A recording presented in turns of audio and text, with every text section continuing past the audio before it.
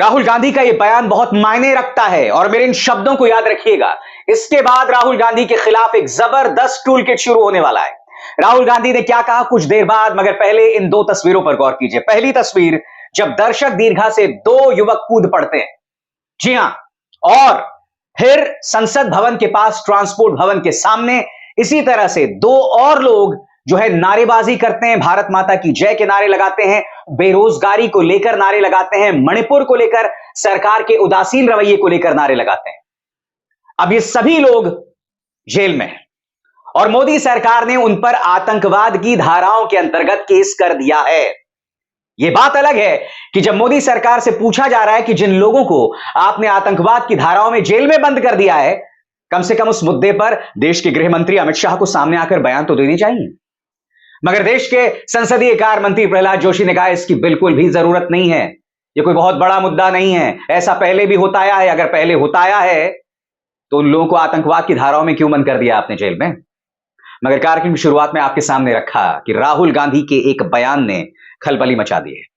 राहुल गांधी कह रहे हैं कि सुरक्षा में चूक अवश्य है, मगर वो युवा किस मुद्दे को उठा रहे थे दोस्तों, यह बहुत जरूरी हो जाता है।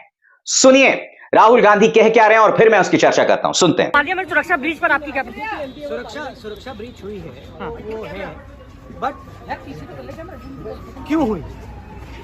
जो देश में सबसे बड़ा मुद्दा है, बेरोजगारी का मुद्दा, जो पूरे देश में उबल रहा है, मोदी जी की पॉलिसीज के कारण हिंदुस्तान के युवाओं को रोजगार नहीं मिल रहा, तो ब्रीच जरूर हुई है, बट इसके पीछे कारण बेरोजगारी है और महंगाई है। धन्यवाद। जाहिर सी बात है दोस्तों, अब तक गोदी मीडिया इस पूरे मामले में सिर्फ और सिर्फ विपक्ष पर निशाना साध रहा था।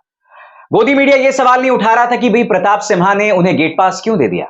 गोदी मीडिया यह भी सवाल नहीं उठा रहा था कि अगर हम उन लोगों जिन पे यूएपीए लगा दिया गया था उन्हें आतंकवादी मान रहे हैं, तो कम से कम देश के गृह मंत्री को सामने तो आना चाहिए। इतनी बड़ी सुरक्षा चूक, वो भी नए संसद भवन में, आखिर हुई क्यों? क्योंकि जो सुरक्षा चूक हुई है वो सिर्फ इसलिए हुई है कि बुनियादी सुरक्षा को ध्यान में नहीं रखा गया। इन तमाम बातों पर गोदी मीडिया ने सवाल नहीं किया, मगर आज राहुल गांधी अपने इस बयान के जरिए जो मुद्दा इन युवकों ने उठाया था उसकी तरफ आपका ध्यान खींच रहे हैं। वो है बेरोजगारी का मुद्दा, वो है इस देश में कथित अधिकारों के हनन का मुद्दा। क्योंकि यह ना भूलें, तानाशाही के मुद्दे पर भी उन युवकों ने नारे लगाए थे। आज राहुल गांधी भी उसी मुद्दे का जिक्र कर रहे हैं, मगर आज आपके सामने गोदी मीडिया ने बिल्कुल एक तरफा प्रोपेगेंडा पेश किया। उन्हें यूएपीए के अंतर्गत जेल में डाल दिया गया। कोई यह भी सवाल नहीं पूछ रहा है कि जिन लोगों को या जिन लोगों पर यूएपीए लगाया गया है उनकी पृष्ठभूमि क्या है। नीलम इनमें से जो सबसे वरिष्ठ है, सबसे बड़ी है उम्र में, उसके पास ढेरों डिग्रियां हैं, ढेरों डिग्रियां हैं। उसका गुनाह सिर्फ इतना है कि वो किसानों के संघर्ष के मामले में बयान देती थी, भाषण देती थी। और यह ना भूलें, भारतीय जनता पार्टी का जो वाहियात नेता है अमित मालवीय, उसने बाकायदा इनके बारे में आप शब्द बोले थे, इन्हें आंदोलनजीवी बताया था, इंडिया गठबंधन का समर्थक बताया था, कांग्रेस का समर्थक बताया था। मैं एक बात स्पष्ट कर दूं दोस्तों, इस वक्त उनके बारे में जो जानकारियां मिली हैं, जो नारे उन्होंने लगाए हैं, उनकी तुलना अजमल आमिर कसाब से नहीं की जा सकती। जो तुलना अमित मालवीय ने की थी, सरासर गलत, सरासर गलत। इनके प्रदर्शन करने के तरीके से आप ना इत्तेफाकी रख सकते हैं, असहमत हो सकते हैं। मसलन मेरा भी मानना था कि यह प्रदर्शन करने का सही तरीका क्यों नहीं, और मैं आपको बताता हूं क्यों। क्योंकि वक्त बदल गया है। उन युवकों की किस्मत अच्छी थी, वरना उनकी जान भी जा सकती थी। उन्होंने जो दर्शक दीर्घा से छलांग लगाई थी, उनकी खुद की जान जा सकती थी। कोई और जो सांसद वहां बैठा था उसे भी चोट आ सकती थी। आप जब एक हाई प्रोफाइल सिक्योरिटी की निगाह से एक हाई प्रोफाइल एरिया में इस तरह से प्रदर्शन कर रहे हैं, वो भी आंसू गैस के गोले के साथ, तो जाहिर सी बात है इस पर जो सुरक्षा एजेंसीज उग्र हो सकती थी, गोली भी चला सकती थी। इसका अर्थ क्या हुआ? इसका अर्थ यह हुआ कि उन्होंने खुद की जान जोखिम में डाली। और अगर पुलिस कोई बड़ी कार्रवाई करती, यानी कि गोली चलाती या हिंसा का इस्तेमाल करती, तो उनकी जान पर बना सकती थी, आसपास जो लोग हैं उनकी जान पर बना सकती थी। इसीलिए मैं उनकी इस हरकत को गैर जिम्मेदाराना मानता हूं। मगर जो मुद्दे वो उठा रहे हैं, चाहे बेरोजगारी का हो, चाहे मणिपुर का हो, चाहे हमारे बुनियादी अधिकारों को रौंदने का मुद्दा हो, मैं उनके मुद्दों को गलत नहीं मानता। आज हम ये नहीं भूल सकते हैं दोस्तों कि इस देश में अर्थव्यवस्था की क्या हालत है। हम ये नहीं भूल सकते हैं कि नौकरी को लेकर देश के युवा में किस तरह से कुंठा है। राहुल गांधी बार बार इस मुद्दे को उठाते रहे हैं। वो जानते हैं कि उनकी लड़ाई बहुत मुश्किल है, क्योंकि उनकी लड़ाई एक ऐसी भारतीय जनता पार्टी से है जो सीधे बात करता है धारा 370 की, जो बात करता है राम मंदिर की। हालांकि इन दोनों मामलों में उसका योगदान नहीं, अदालत का योगदान था। कहने का अर्थ यह है कि राहुल गांधी का मुकाबला है मिलिटेंट नेशनलिज्म से, उग्र राष्ट्रवाद से।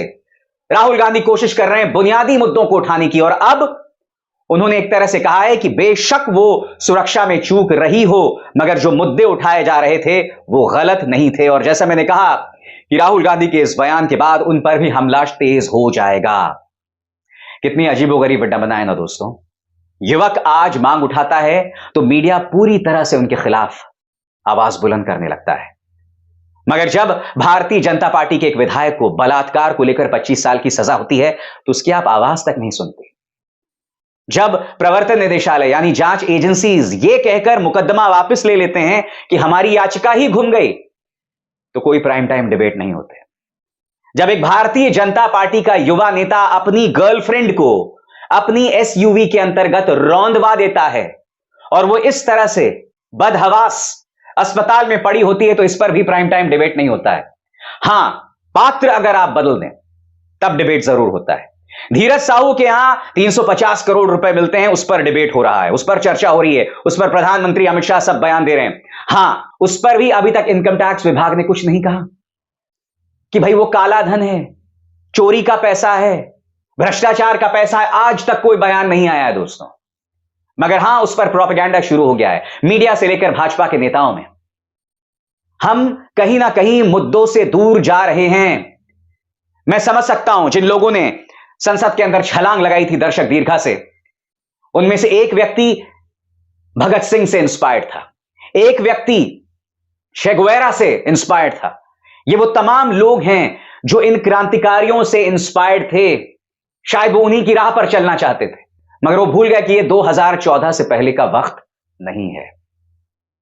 2014 के बाद हर वो व्यक्ति जो संघर्ष करता है, अपनी बात रखने की कोशिश करता है, उसे देशद्रोही बना दिया जाता है। भूल गए किसान आंदोलन? सिंघू और टीकरी पर करीब 700 किसानों ने अपना दम तोड़ दिया था। उन्हें क्या मिला बदले में? ठीक है, सरकार को झुकना पड़ा, उन्हें कृषि कानून वापस लेने पड़े, मगर उन्हें बदनाम किया गया, उन्हें खालिस्तानी आतंकवादी बताकर। शाहीन बाग की बुजुर्ग महिलाओं, औरतों, बच्चों